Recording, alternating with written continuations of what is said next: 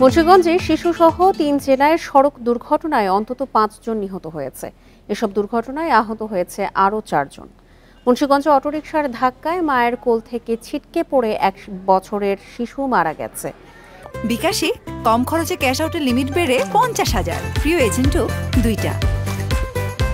সকাল ৯:৩০টার দিকে সদর উপজেলার মদিনা বাজারে দুটি অটোরিকশার সংঘর্ষ হয়। এ সময় রাস্তার পাশে দাঁড়িয়ে থাকা হাবিবা বেগমকে ধাক্কা দেয় একটি অটোরিকশা।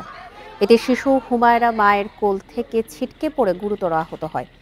হাসপাতালে নেওয়া হলে চিকিৎসক তাকে মৃত ঘোষণা করেন।